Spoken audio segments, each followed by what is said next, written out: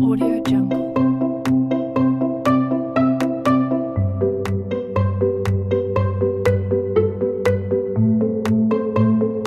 Audio Jungle.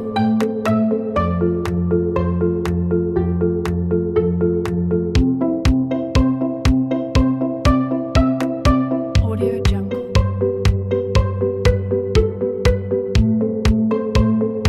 Assalamualaikum warahmatullahi wabarakatuh. Judul materi kami yaitu data kawasan hutan. Nah, di sini saya akan mencoba menjelaskan tujuan utama pengelolaan hutan. Ialah tercapainya pengelolaan hutan yang berlanjutan, baik itu kelestarian sumber daya hutan maupun kelestarian usaha.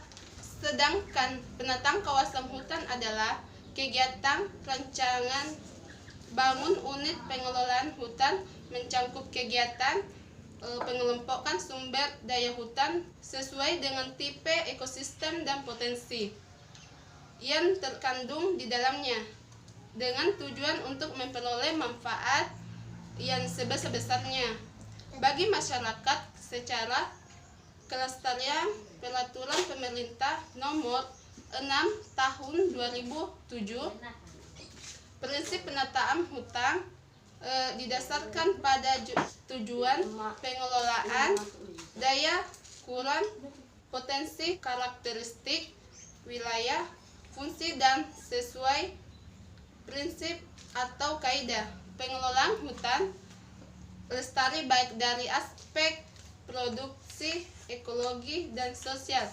Nah, langsung saja teman saya akan melanjutkan materi. Assalamualaikum warahmatullahi wabarakatuh. Nah, di sini saya akan menjelaskan beberapa materi, yaitu arti penting penataan kawasan, ragam kegiatan penataan hutan, dan zonasi. Kita masuk di arti penting kawasan hutan.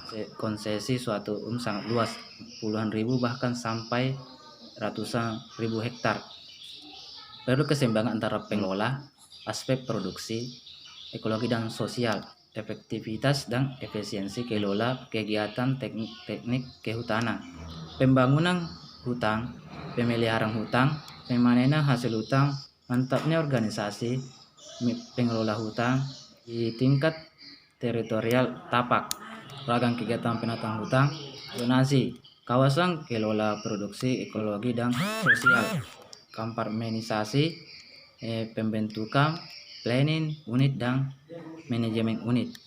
Kita masuk di zonasi. Penyebab terjadinya zonasi yaitu areal konsesi umumnya ragam fungsi, keragaman daya dukung wilayah, karakteristik kawasan, biofisik, edafis, morfologis, dan keragaman potensi sumber daya hutan.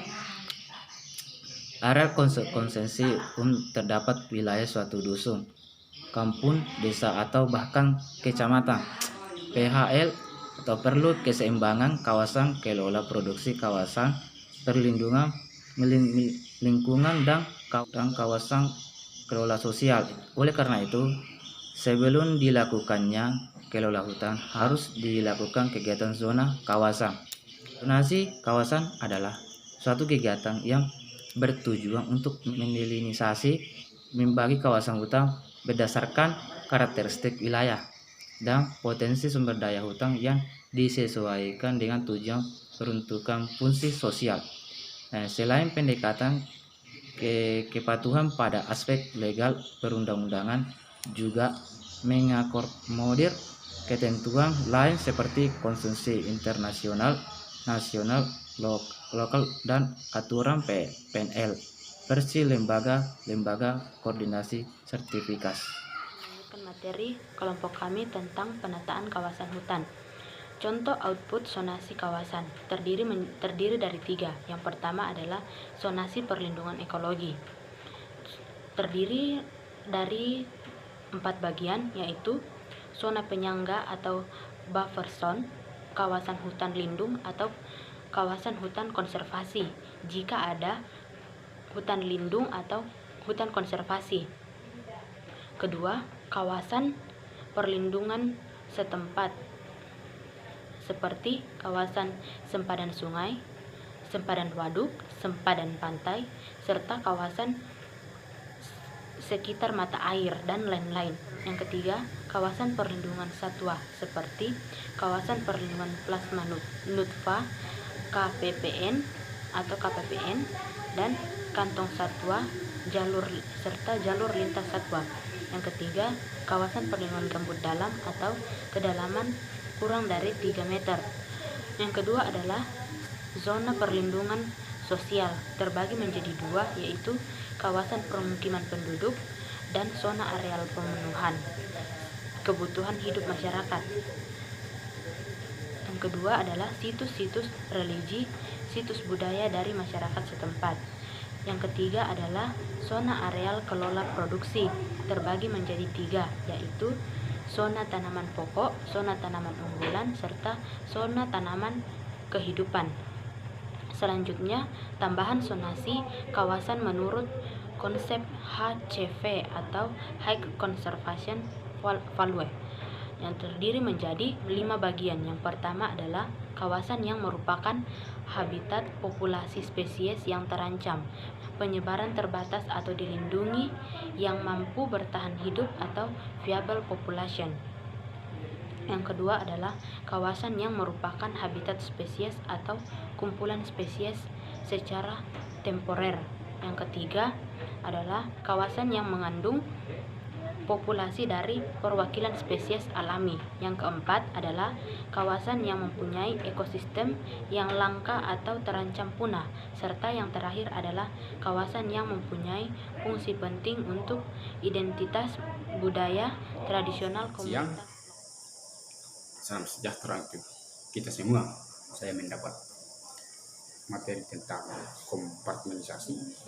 Kompartmentasi adalah pembagian kawasan hutan dan areal-areal yang berfungsi sebagai kesatuan manajemen dan kesatuan administrasi. Nah, dengan hadirnya kompartmentasi ini, pengelolaan hutan dapat dilakukan lebih efektif dan juga efisien. Artinya dalam mengelola hutan, dalam menata hutan ke depannya itu bisa lebih baik ke depan agar hasil hutan itu lebih efektif, bisa lebih maksimal. Kemudian kesatuan manajemen itu wilayah terkecil yang ditetapkan sebagai lokasi pelaksanaan tindakan-tindakan teknik kehutanan yang meliputi penanaman, pemeliharaan, dan pemanenan hasil hutan. Nah, kemudian kesatuan manajemen itu dapat diukur dari kesatuan luas, kemudian kesatuan waktu, dan hasil pekerjaan. Kemudian kesatuan administrasi. Nah, kesatuan administrasi adalah konsekuensi langsung dari petak sebagai manajemen. Nah, setiap tindakan manajemen di dalam petak itu dicatat berdasarkan petak. Artinya apapun yang terjadi dalam peta itu, misalnya penanaman, kemudian pemeliharaan, dan pemanenan hasil hutan itu dicatat, dan itulah yang disebut sebagai kesatuan manajemen. Paham? Oke, kita lanjut ya. Kemudian catatan tindakan penanaman itu, pemeliharaan, pemanenan, dan pembiayaan baik sebagian maupun seluruhnya itu dilakukan untuk petak sebagai suatu kesatuan. Artinya kembali lagi bahwa kegiatan-kegiatan itu dicatat, kemudian itulah yang disebut sebagai kesatuan manajemen, artinya kesatuan administrasi. Nah, agar sebuah petak dapat dikatakan sebagai petak itu harus memenuhi 3 syarat. Yang pertama, memiliki luas tertentu, artinya luas sebuah petak itu harus ditentukan. Kemudian diberi nomor sesuai dengan aturan tertentu, kemudian memiliki letak yang jelas dan tetap dengan batas yang tetap pula. Artinya bahwa peta itu juga harus memiliki batas, memiliki letak, dan memiliki aturan tertentu. Kemudian batas peta, tanda batas peta. Tanda batas peta itu ada yang disebut sebagai batas alam, contohnya itu seperti sungai, kemudian penghuni bukit, dan topografi curam. Artinya keadaan hutan yang terlalu curam itu merupakan tanda batas peta alam. Kemudian batas peta buatan itu berupa jalan hutan atau biasa kita kenal dengan alur. Kemudian topografinya itu datar atau landai. Selanjutnya konsep anak peta.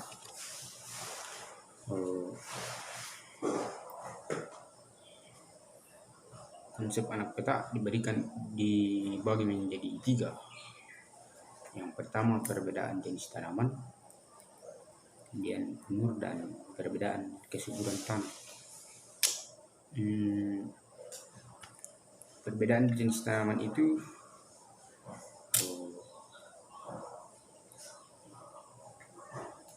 bahwa dalam sebuah peta itu jenis tanaman harus sama, tidak boleh berbeda. Kemudian perbedaan umur, masa tanaman pohon itu atau tanaman itu atau tumbuhan itu ya ditanam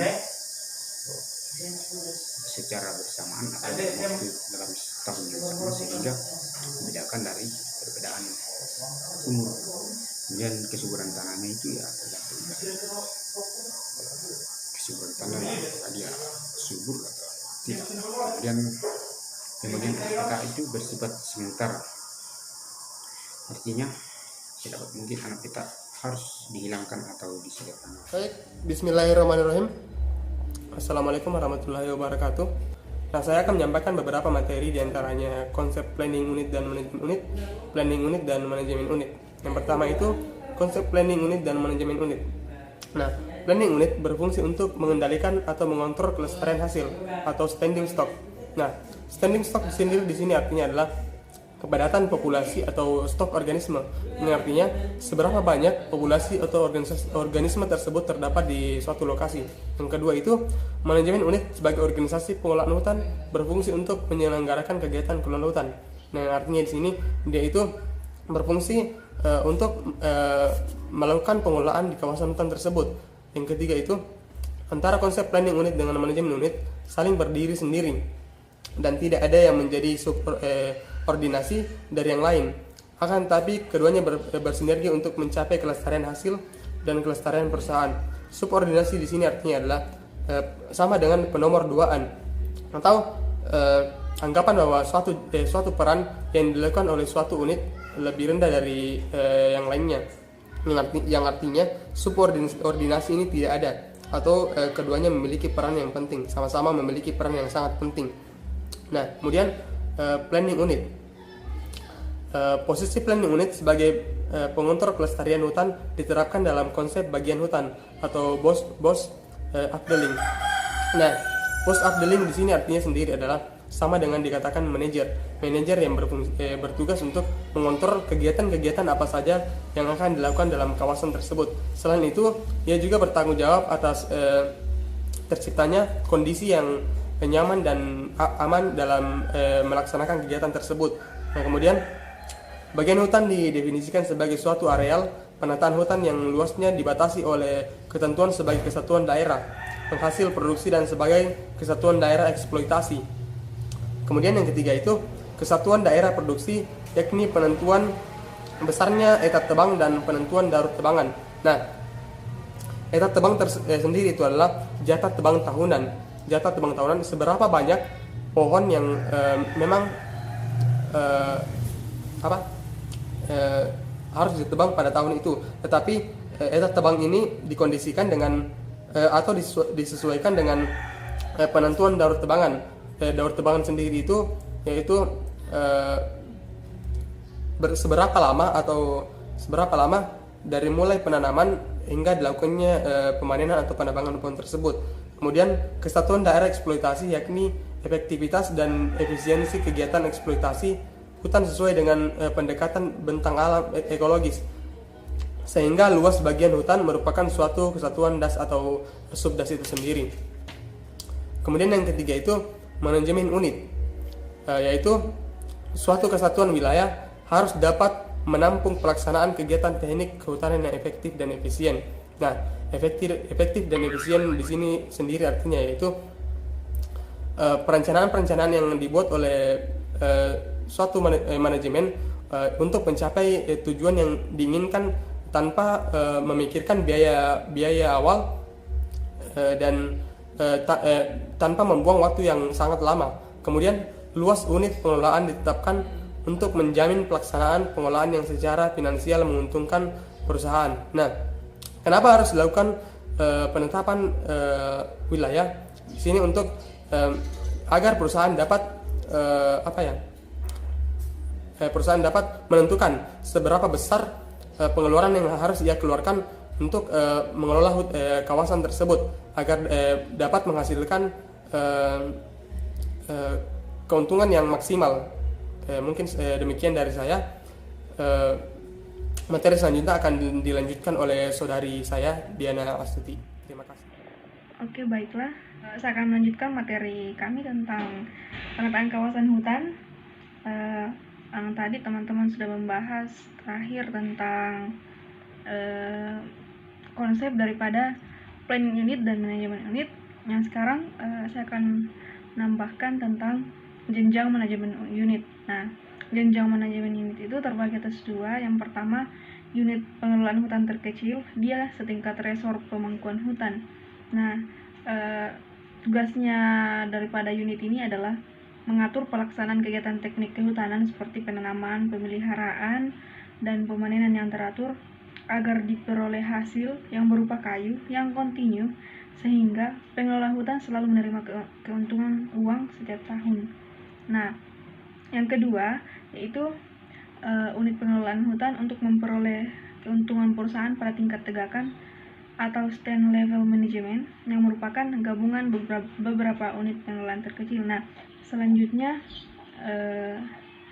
matrik planning unit dan manajemen unit menurut Baiklah teman-teman, ini adalah matrik planning unit dan manajemen unit menurut Perhutani.